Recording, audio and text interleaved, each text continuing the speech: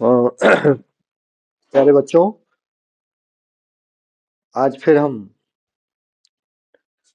आप लोगों के सामने आए हैं। मास्टर साहब एक्सप्लेन चैनल में आप लोगों का स्वागत करते हैं।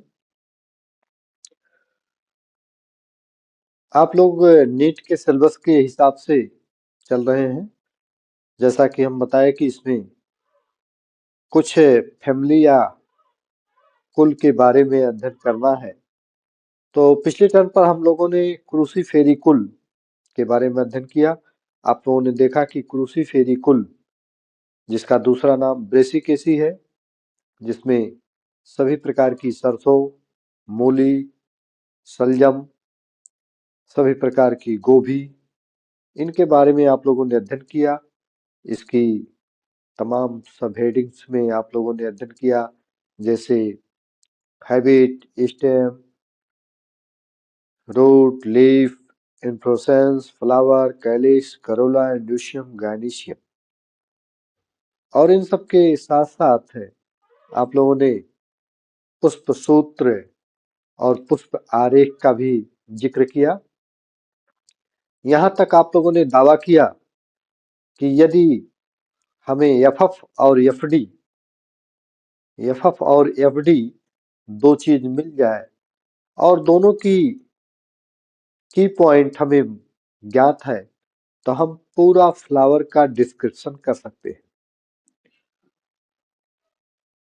अब तो धीरे धीरे प्रैक्टिकल का सिलेबस सीमित हो गया है, नहीं तो पहले इंटरमीडिएट के सिलेबस में ये रहता था कि कोई भी फ्लावर आपको डिस्क्रिप्शन के लिए दे दिया जाता था और उस पुष्प को देख करके आपको पूरा डिस्क्रिप्शन लिख करके और अप टू फैमिली तक पहुंचना था और ऐसे महत्वपूर्ण लक्षण आपको डिनोट करना था कि जिसके आधार पर आपने इस निष्कर्ष पर पहुंचा कि ये फैमिली है। तो जैसे हम आप लोगों को बताए थे क्रूसीफेरी के विभेदक लक्षण, हम बताए थे कि करोला इज क्रूसीफार, क्रास रूपी जो करोला होता है वो क्रूसीफेरी कुल की विशेषता होती है। और यहां तक हमने आप लोगों से कहा कि अगर करोला की हेडिंग में आपको मिल जाए कि Corolla is क्रूसीफार, then 100% confirmed to these families is known as crucifery। अगर आपको करोला क्रूसीफार मिल जाए तो आप बिना किसी हिचकिचाहट के आप कह सकते हैं कि ये क्रूसीफेरी कुल का पौधा है। इसी तरह से दूसरा हमने लक्षण बताया था कि टेट्राडाइनेमस कंडीशन, चतुर्दीर्घी स्टेमेंस, पुंकेसर की दशा टेट्राडाइनेमस कंडीशन होती है। दो पुंकेसर किनारे की तरफ छोटे होते हैं, चार पुंकेसर अंदर की तरफ बड़े होते हैं। This condition is known as tetradynamous condition. तो इस तरह से किसी भी फैमिली का अध्ययन आप करेंगे तो ये प्रैक्टिकल के सिलेबस में रहता था कि उसको उसके पुष्प का डिस्क्रिप्शन, यानी क्वेश्चन इस तरह से होता था कि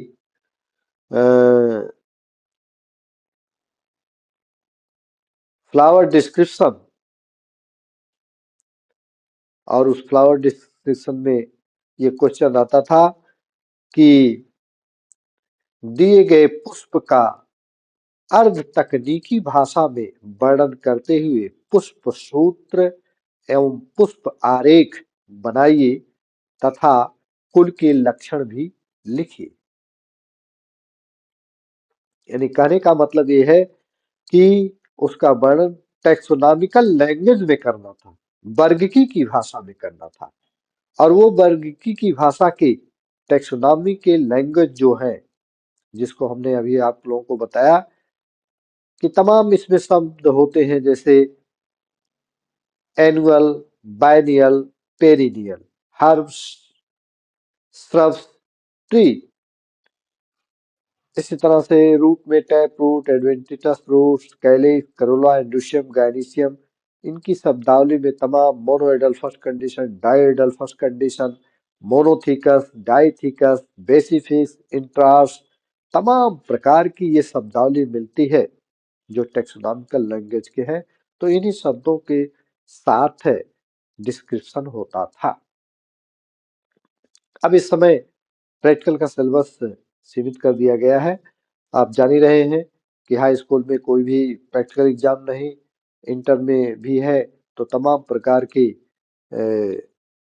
प्राइवेट कॉलेज हैं जहाँ पर लेबोरेटरी ही नहीं है, प्रयोगशाला ही नहीं है। तो कैसे प्रयोग होगा और क्या करते हैं वो बात का विषय है।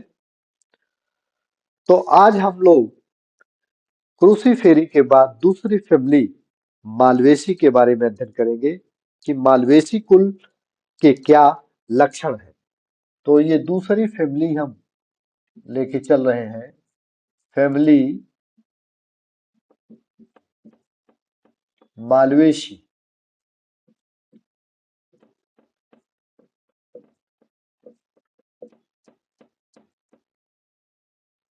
मालवेसी फैमिली,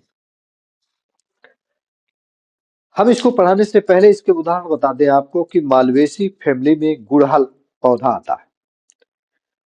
गुड़हल बहुत ही ऐसे ढंग का पौधा है कि अक्सर लोग हर घर पर उसको सजावट के रूप में लगा देते हैं।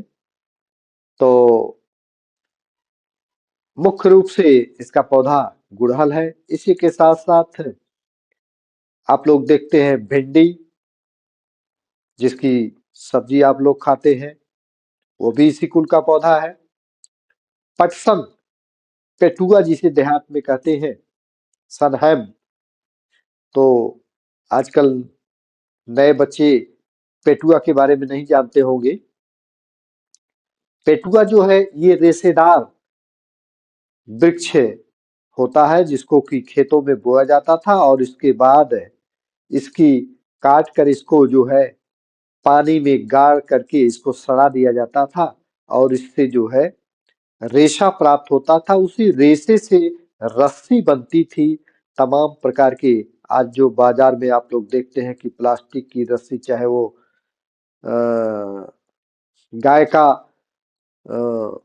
पगहा जिसे कहते हैं, भैंस का पगहा, गाय का पगहा, तो ये तमाम प्रकार के आप प्लास्टिक यूज देखते हैं। लेकिन पहले के जमाने में ये पेटुआ, सनई, ये सब होते थे जो बोए जाते थे खेतों में और इनसे सन बनता था जिससे रस्सी बनाई जाती थी। रस्सी से चारपाई और यहाँ तक कि कुर्सी, मेज और ये सब एग्रीकल्चर के, खेती के काम, बरही, पगहा, जितने भी चीज होती थे सब बनते थे।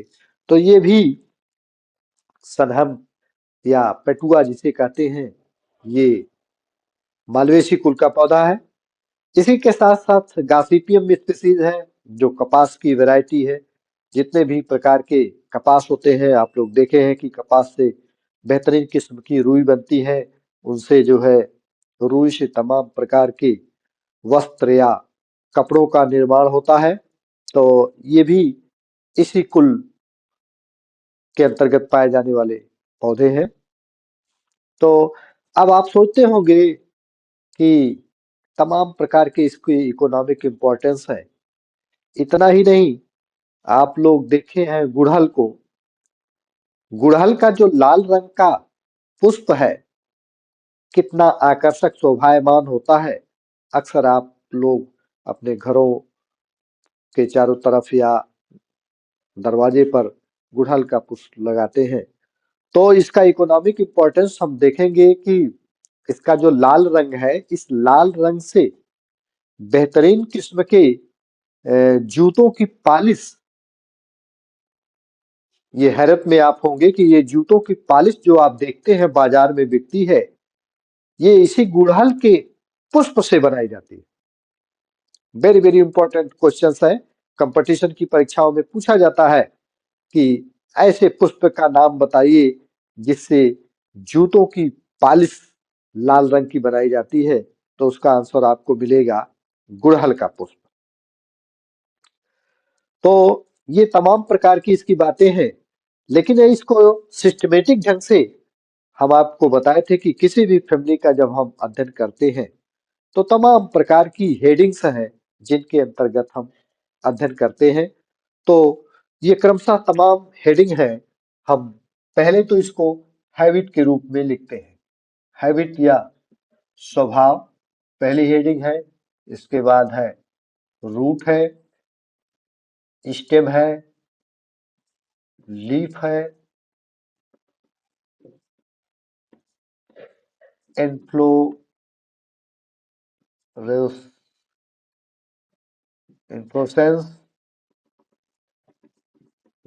फ्लावर,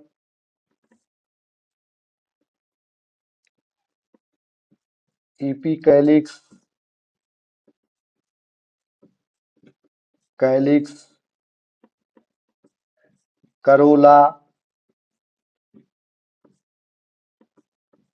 एंडोशियम और गाइनिशियम। इतनी हेडिंग के बारे में इस फैमिली को हम डिस्क्रिप्शन करेंगे। पिछली फैमिली जैसे कि बताया गया था, इन्हीं हेडिंग थी। यहाँ पर एक नई हेडिंग आपको मिल रही है, इपिकैलिक्स। इपिकैलिक्स, कैलिक्स के बाहर जो कतार होती है उसे हम इपिकैलिक्स कहते हैं। आज ही आप लोग जाइएगा तो गुड़हल के पुष्प को ध्यान से देखिएगा कि उसमें कैलिक्स, करोला, एंड्रोसियम, गाइनिशियम 4 कतार के अलावा एक बाहर की तरफ कतार होती है। और वो बाहर की तरफ की जो कतार होती है वो ऐसे होती है कि जैसे लगता है कि छोटे छोटे हंसिए की आकार की संरचनाएं होती हैं, इपिकैलिक्स होती हैं। ये हरे रंग का होता है और हरे रंग का आपका कैलिक्स भी होता है। लेकिन ये इपिकैलिक्स जो होता है इसकी संख्या 5 से 7 होती है और हिंदी में इसे कहते हैं अनुदल लग्न, अनुदल। तो ये इपिकैलिक्स होती है, 5 से 7 इसकी संख्या होती है। ये पिछली फैमिली से भिन्न हेडिंग है इपिकैलिक्स की। अब हम लोग देखते हैं कि हैबिट में क्रूसीफेरी में हम लोग पढ़े थे कि एन एनुअल हर्ब्स, एक वर्षीय साग। यहाँ गुड़हल के पौधे को आप देख रहे हैं कि वो साग नहीं है। तो यहां पर हम लिखेंगे an annual, an annual shrub. Shrub से मीन्स है झाड़ी। ये एक वर्षीय झाड़ी के रूप में होता है। वहीं पर कुछ पौधे हैं जिनको हम पेड़ की कैटेगरी में करते हैं, तो अर्थात एक वर्षीय श्रब्स होते हैं, झाड़ी होती है और वृक्ष के रूप में भी होते हैं। कुछ कुछ द्विवर्षीय भी होते हैं, कुछ शाक के रूप में भी होते हैं। तो ये फैमिली मालवेसी की पहली हेडिंग हो गई। रूट है टैप रूट, मूसलाजड़ होती है, जो पीछे भी आप लोगों ने पढ़ा।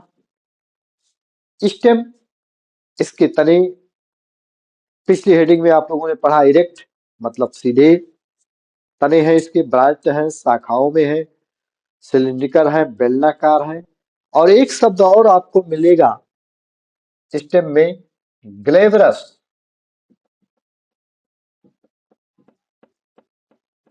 ग्लेवरस क्या है? चमकदार। आप ध्यान से देखेंगे कि गुड़हल का जो तना होता है एक ग्लेवरस होता है, चमकदार होता है। पत्ती इसकी सिंपल होती है, साधारण पत्ती होती है, अल्टरनेट होती है, एकांतर क्रम में व्यवस्थित होती है। इनमें जो सिराओं का विन्यास होता है, जो सिरा विन्यास होता है वो जालिका व सिरा विन्यास होता है, रेटिकुलेट विनेशन होती है। और इसकी जो पत्तियां होती हैं वो किनारे की तरफ ऐसा लगता है कि जैसे कटी हुई होती है। तो उसे हम कहते हैं एक्यूट अपेक्स सीरेट मार्जिन। सीरेट जैसे दांतीदार ऐसा लगता है कि आरी के दांत की तरह की संरचनाएं होती हैं। उसी को हम कहते हैं सीरेट मार्जिन। इसका मार्जिन जो किनारा होता है वो सीरेट होता है। तो ये पत्ती के बारे में समझना है। इन्फ्लोरेसेंस के बारे में ये कहा जाता है कि इसका इन्फ्लोरेसेंस ये सॉलिटरी एक्सिलरी होता है। सॉलिटरी एक्सिलरी, एकल कक्षीय।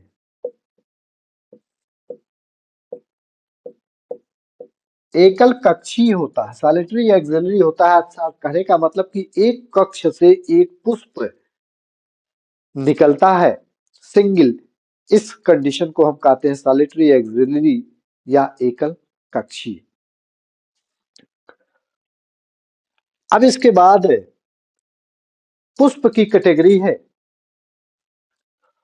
तो पुष्प की कैटेगरी में आप लोगों ने पहला शब्द लिखते हैं कि ब्रैक्टिएट।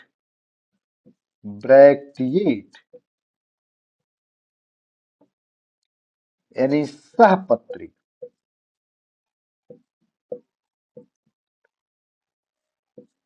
क्रूसीफेरी में आप लोगों ने पढ़ा ई ब्रैक्टिएट थे, असहपत्री थे।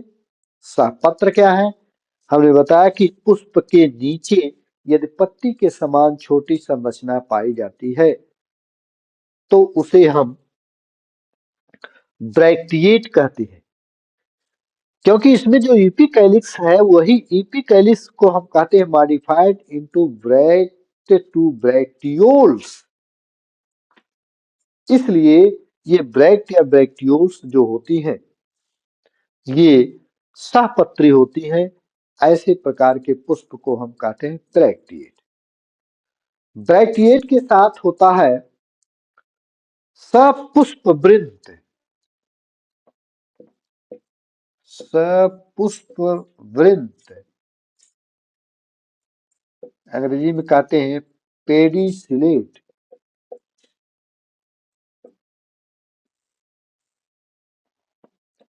पेडिसिल क्या है? ये पुष्प है और पुष्प के साथ ये जो डंठल होती है इसी को हम कहते हैं पेडिसिल। सवृंती, सवृंती अर्थात जिसमें डंठल होती है ऐसे पुष्प को हम सवृंती कहते हैं। तो ये पेडिसिल से अर्थात जिसमें पेडिसिल लगा है तो उसे हम कहते हैं पेडिसिल से पेडिसिलेट। सपुष्प वृंती सहपत्री है और सपुष्प वृंती है। इसके साथ साथ पुष्प कैसा है? कंप्लीट है, पूर्ण है, रेगुलर है, नियमित है और क्या है? हाइपोगाइनस है।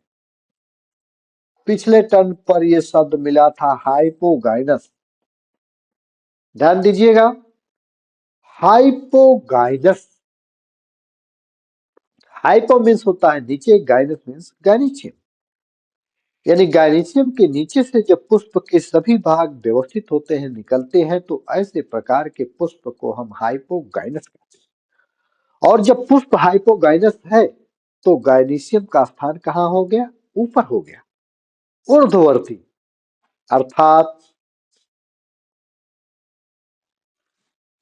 जब हम पुष्प की हेडिंग में हाइपोगाइनस पढ़ लेते हैं तो गाइनीशियम की हेडिंग में विदाउट एनी एक्सेप्शन वहां हम लिखते हैं ओवरी सुपीरियर। क्योंकि दोनों की परिभाषा वही चीज है। तो ये फ्लावर कंप्लीट हो गया, रेगुलर हो गया, हाइपोगाइनस हो गया। एक शब्द और है पेंटामेरस। पेंटामेरस। क्रूसीफेरी में आप लोगों ने पढ़ा टेट्रामेरस। टेट्रा मीन्स चार होता है। कैलिक्स करोला की संख्या, सेपल पेटल की संख्या चार चार होती है तो हम उसे चतुस्तयी टेट्रामेरस कहते हैं। लेकिन यहाँ पर कैलिक्स करोला की संख्या 5-5 होती है, सेपल पेटल की संख्या 5-5 होती है। इसके नाते हम इसे पेंटामेरस कहते हैं या पंचतई कहते हैं। ये थी फ्लावर की हेडिंग। एपिकैलिक्स में हमने बताया कि 5 से 7 होते हैं, फ्री होते हैं, स्वतंत्र होते हैं। यही एपिकैलिक्स ब्रैक से ब्रैक्टियोल्स के रूप में परिणत हो जाते हैं। अब कैलिक्स की संख्या, इसकी इकाई क्या होती है? सेपल। और ये सेपल्स क्या है? 5। सेपल्स 5 हैं और ये कैसे हैं? गैमोसेपलस।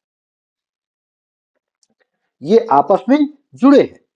जैसे लगता है कि चीलम जैसे होती है, उसी तरह से इसके निचले बेस में चीलम की तरह से पांचों कैलिक्स आपस में मिले होते हैं।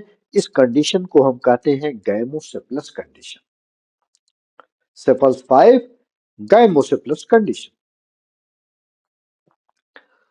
और क्या होता है कि इनमें जो एस्टिवेशन होता है, वो एस्टिवेशन क्या होता है? कोरस्पर्शी वाल्वेट एस्टिवेशन होता है।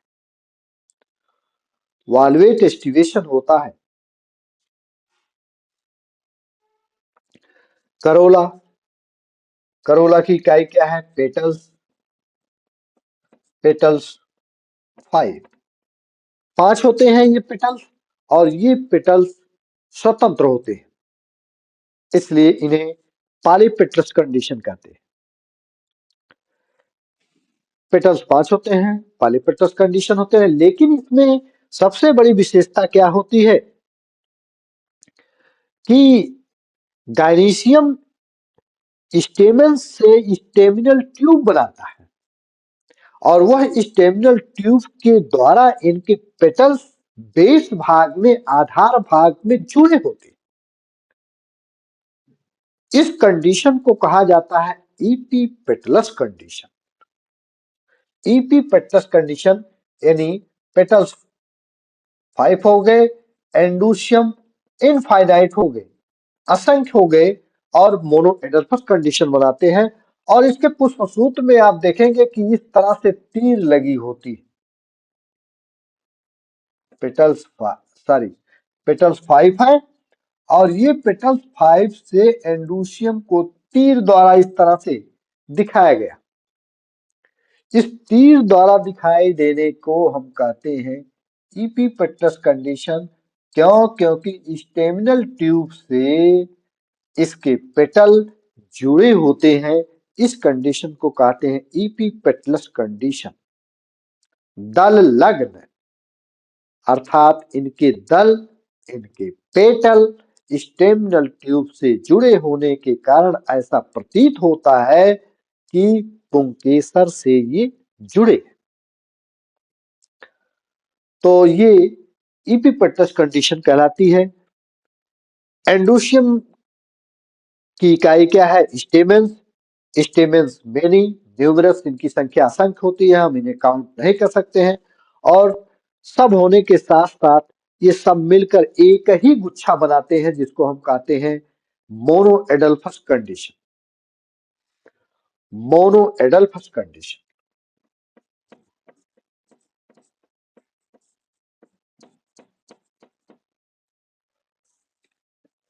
एक संघी कंडीशन या मोनोएडल्फस कंडीशन।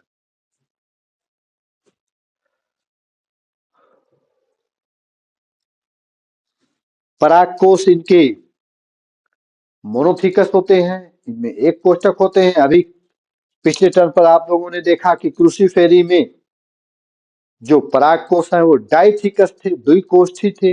यहाँ पर मोनोथिकस है, एक कोष्ठी। इसके बाद गायनीशियम है। गायनीशियम की इकाई क्या है? अंडक या कार्पेल। और कार्पेल की संख्या 5 होती है, इसलिए हम कहते हैं पेंटाकार्पेलरी। पेंटाकार्पेलरी। पंचांडपी पेंटाकार्पेलरी, सिंकार्पस, ओवरी सुपीरियर।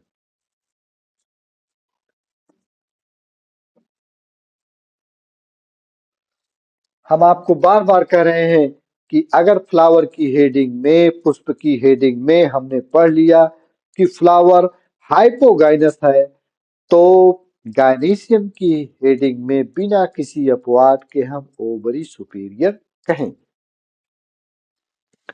तो ये सिंकार्पस, पेंटाकार्पेली, सिंकार्पस ओवरी सुपीरियर है। यानी गायनीशियम को हम इस तरह से रिप्रेजेंट करेंगे, पेंटाकार्पेली ओवरी सुपीरियर, सिंकार्पस ओवरी सुपीरियर।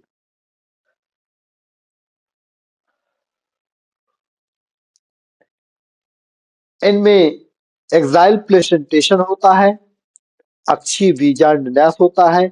बीजांडनाश क्या है? हमने बताया था कि किसी भी पुष्प में जब ओव्यूल का निर्माण होता है तो ओव्यूल प्लेसेंटा से किस आधार से जुड़ा है, किस व्यवस्था में जुड़ा है, कैसे विन्यसित है, कैसे व्यवस्थित है। अर्थात कहने का मतलब कि ओव्यूल्स का प्लेसेंटा से व्यवस्थित होना, ओव्यूल का बीजांड का प्लेसेंटा से व्यवस्थित होने के क्रम को हम बीजांड नाश या प्लेसेंटेशन कहते हैं। तो आप लोगों ने देखा कि क्रूसीफेरी में पैराइटल प्लेसेंटेशन था, यहाँ पर एक्साइल प्लेसेंटेशन है, अक्षीय बीजांड नाश। तो ये था फैमिली मालवेसी के बारे में, इनकी सब हेडिंग में हम लोगों ने इसका डिस्क्रिप्शन किया। अब इसमें पुष्प सूत्र और पुष्प आरेख है, जिसको अगले टर्म पर हम आप लोगों को बताएंगे कि पुष्प सूत्र और पुष्प आरेख जो की पॉइंट इसकी है, इसके आधार पर हम कैसे गुड़हल के पुष्प को आइडेंटिफाई करेंगे, कैसे उसे हम अच्छे ढंग से टेक्सोनॉमी की लैंग्वेज में प्रदर्शित करेंगे, डिस्क्रिप्शन करेंगे, वर्णन उसका करेंगे, ये हम अगले टर्म पर आप लोगों को बताएंगे। तो आज का टॉपिक यहाँ तक।